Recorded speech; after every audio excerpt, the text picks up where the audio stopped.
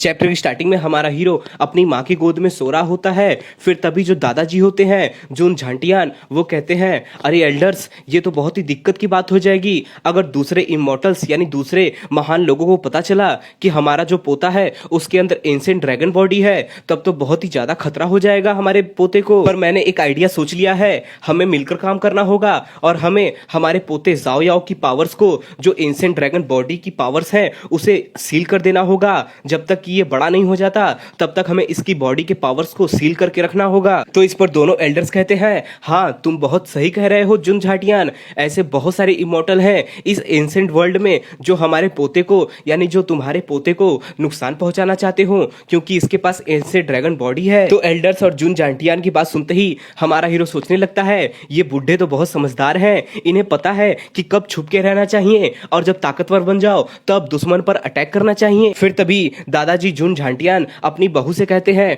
बहू मेरे पोते को इधर लेके आओ। तो बहू कहती है ठीक है पिताजी ये लीजिए। और फिर गाइस इसी के साथ हमारे हीरो की शक्तियां सील करने का प्रक्रिया स्टार्ट हो जाता है, जिसमें एक बहुत बड़ा ब्लास्ट होता है और उसके बाद पहले एल्डर अपनी शक्तियों का इस्तेमाल करते हैं जिसका नाम होता है black face, thunder Duke seal, black death, sky soldiers. और अंत में दादाजी अपने सील का इस्तेमाल करते हैं for direct combat seal, sun god steps. और गाइस फिर ये तीनों मिलकर हमारे हीरो को एक चेन में बांधने लगते हैं, हमारे हीरो की शक्तियों को सील करने लगते हैं। फिर जैसे ही हमारा हीरो इस सील्स को महसूस करता है वो सोचने लगता है अरे ये क्या है, ये तो मेरे शरीर के वजन को बहुत ही हल्का कर रही है और मेरे अंदर से पावर खींच रही है। पर तभी गाइस कोई चिल्लाता है तुम साले छछुंदर इस बच्चे के साथ क्या कर रहे हो। तो गाइस ये कौन होता है जिसने ऐसा चिल्लाया। और गाइस ये बोलने के साथ ही ये जो व्यक्ति होते हैं वो अपनी पावर्स का इस्तेमाल करते हैं और इस सील के आधे आधे टुकड़े कर देते हैं, जिस पावर से इस सील की नहीं बल्कि इस पूरे घर के आधे आधे टुकड़े हो चुके होते हैं। फिर इस पावर को देखने के साथ ही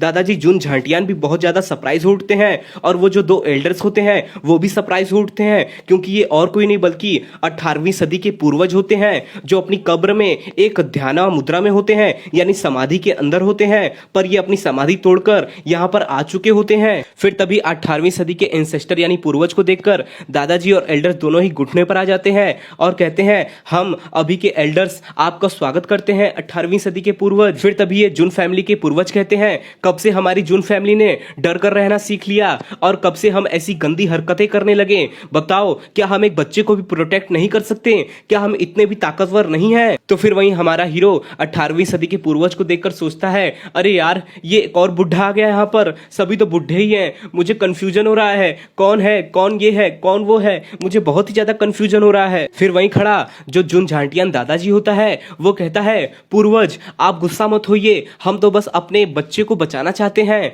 क्या पता फ्यूचर में कोई इस बच्चे पर हमला कर दे, इसीलिए हम अभी से सावधानी बरत रहे हैं। तो दादाजी जुन झांटियान की बात सुनते ही पूर्वज बहुत ज्यादा ही गुस्सा उठते हैं और कहते हैं चलो देखता हूं किसकी इतनी हिम्मत है जो मेरे पोते को कुछ भी नुकसान करके दिखाए, और अगर किसी के अंदर ये हिम्मत होगा तो मैं उसके साथ एक इमॉर्टल वर्ल्ड वॉर छेड़ दूंगा, यानी इमॉर्टल्स की युग में एक वर्ल्ड वॉर, मैं स्वर्ग और धरती को उलट पलट कर दूंगा, सारे जहान को मिटा दूंगा बस मेरे पोते के लिए। तो फिर पूर्वज की बात सुनते ही ये जो एल्डर्स होते हैं वो सोचने लगते हैं अरे क्या सच में एंसेस्टर यानी पूर्वज हमारे एक वर्ल्ड वॉर छोड़ देंगे, वो भी इमॉर्टल्स के साथ, तब तो बहुत ही ज्यादा खून खराबा हो जाएगा, क्या ये सच में ऐसा करने वाले हैं। फिर तभी वहीं दादाजी जुन झांटियान कहते हैं एंसेस्टर यानी पूर्वज क्या आप सच में इस बच्चे के लिए मौत के रास्ते पर चलने को तैयार हो और पूरी दुनिया से लड़ने को तैयार हो। तो इस पर पूर्वज गुस्से में जवाब देते हैं क्यों नहीं, मैं इस बच्चे के लिए बिल्कुल ये सब कर सकता हूँ। एक नेचुरली फुल्ली डेवलप्ड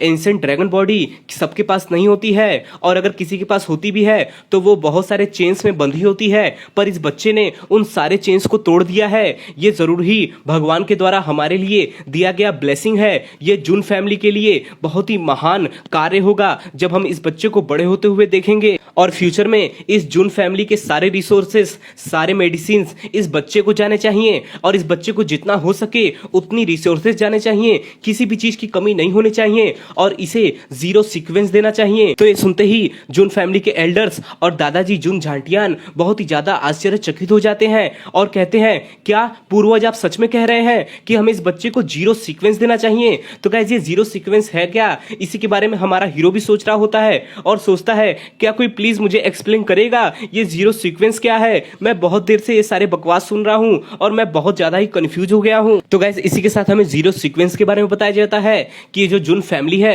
उसमें हजारों लोग हैं, यानी अनगिनत लोग हैं जो बहुत ही ज्यादा पावरफुल हैं, पर एंसेस्टर्स यानी पूर्वजों द्वारा सिर्फ 10 लोगों को जीरो सीक्वेंस दिया जाता है। और जिस व्यक्ति को ये जीरो सीक्वेंस दिया जाता है वो जुन फैमिली के पैट्रिक यानी जुन फैमिली के मुखिया के रूप में आगे बढ़ने के लिए कदम उठा सकता है, यानी उसे ये हक मिल गया है कि अब वो मुखिया बन सकता है। और फिर जिन 10 लोगों को ये जीरो सीक्वेंस दिया जाता है उन्हें मुखिया में लड़ाई करवाई जाती है और जो लास्ट में जीतता है वही इस जुन फैमिली का मुखिया बनता है। और आखिरी बार जब ये जीरो सीक्वेंस का इवेंट हुआ था तो उसमें जीतने वाले हमारे हीरो जुन झांझाओ के पिताजी थे जिनका नाम जुन वाई वाई था। तो गाइस फिर इसी के साथ हमें दादाजी जुन झांटियां दिखाए जाते हैं जो एंसेस्टर यानी पूर्वज से कह रहे होते हैं कि पूर्वज आपको पता है ये जो जीरो सीक्वेंस है वो इसी तरह किसी को भी नहीं दिया जा सकता, उसे पहले हजारों ट्रायल से गुजरना पड़ता है तभी उसे जीरो सीक्वेंस का हक मिलता है। और अगर हम इस बच्चे को जन्म से ही जीरो सीक्वेंस दे देंगे